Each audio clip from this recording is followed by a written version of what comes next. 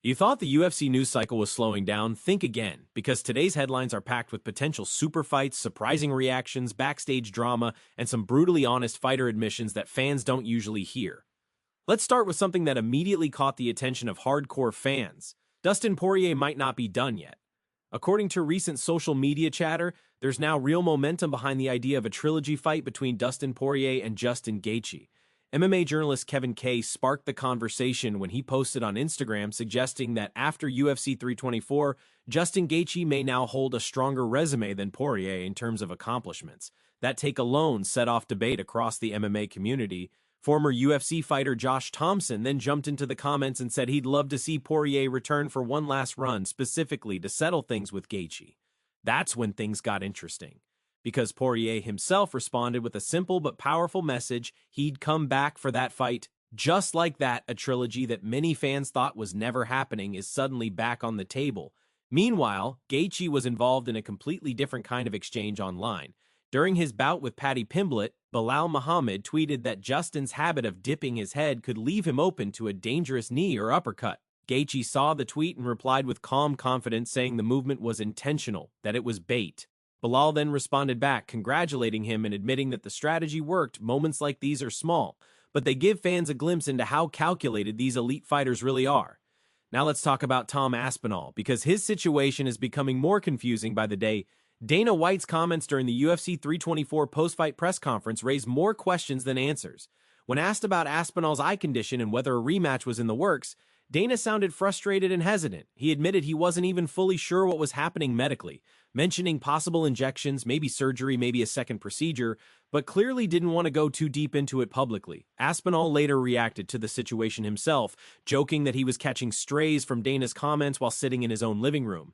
It's one of those moments where humor hides the reality. Fans still don't know what's next for one of the heavyweight division's most dangerous contenders. While uncertainty surrounded Aspinall, Dana White had very clear opinions when it came to Paddy Pimblett's performance. Dana admitted he was genuinely shocked by how durable Paddy looked against Justin Gaethje. He praised his toughness, his heart, and his willingness to keep pushing forward even after getting dropped multiple times.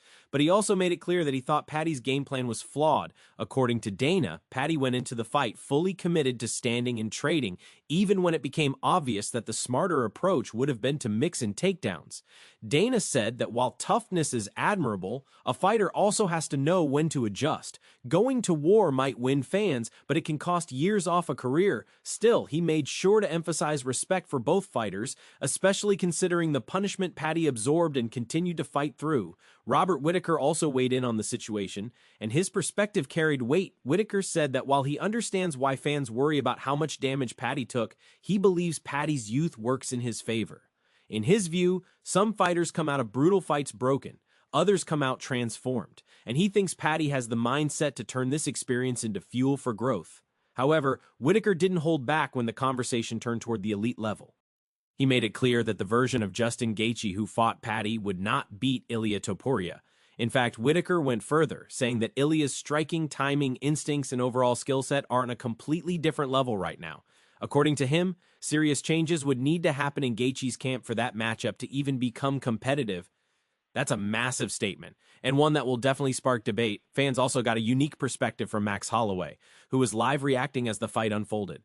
His reactions captured the chaos perfectly: shock at the exchanges, disbelief at the shots being absorbed, admiration for the resilience on display. He called the bout an instant fight of the year contender and praised the moment as a huge win for the new broadcast era, saying this is exactly the kind of fight that hooks new audiences. Israel Adesanya offered an interesting comparison as well. He likened Gaethje versus Pimblett to the legendary Griffin versus Bonner fight, a bout that helped shape an entire era of MMA fandom. According to Adesanya, this kind of war is the type of moment that draws massive attention and leaves a lasting impact beyond just the result. Outside of the cage, the matchmaking picture is getting busier. Diego Lopes was recently seen crossing paths with Benoit Saint-Denis, with both fighters appearing in good spirits. Lopes is set for a major rematch against Alexander Volkanovski at UFC 325, while Saint-Denis is preparing to face Dan Hooker in what promises to be another high-action bout. Speaking of Dan Hooker, he made one of the most brutally honest comments you'll hear from a professional fighter. He admitted that if he had invested his time and energy into business instead of fighting, he would likely be far wealthier and have far less damage on his body.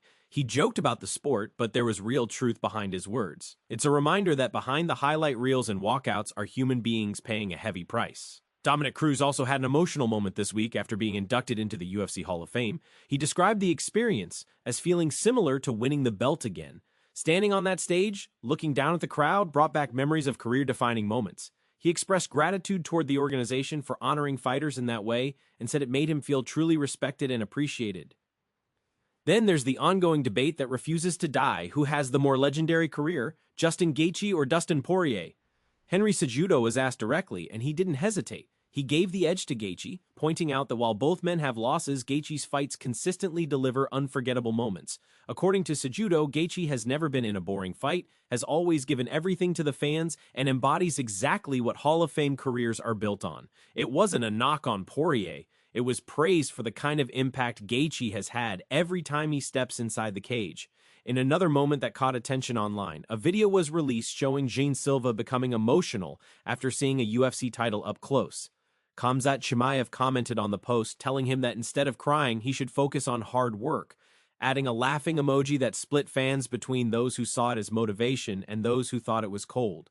And finally, the Conor McGregor situation continues to twist and turn, with Dana White shutting down the idea of McGregor versus Michael Chandler, at least for now.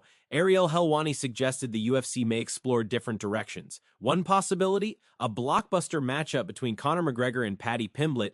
Helwani explained that with a major pay-per-view expected in July, the promotion will be looking for the biggest possible attraction. Conor still brings enormous attention, but the timing, business implications, and limited number of fights left in his career complicate everything. If Chandler doesn't happen, Paddy becomes one of the few names that could realistically generate similar buzz. Meanwhile, matchups like Gaethje versus Topuria and other divisional moves remain in flux, leaving the entire landscape open to change, and that's what makes this era of MMA so unpredictable. Everything can shift overnight. That's going to do it for today's news rundown. If you want to stay updated with the latest stories, reactions, breakdowns, and behind-the-scenes drama from the world of MMA, make sure you're subscribed and have notifications turned on. Some of the top comments from the previous video included fans pointing out how Justin may have disrupted the UFC's original plans, others noting that Ilya was eager for the Paddy matchup, and many agreeing that Gaethje cannot afford to fight the same way against Topuria. If you want your comment featured in the next episode, all you have to do is drop your thoughts below. And if you missed the last upload, you can click the video on screen right now to catch up on everything you need to know.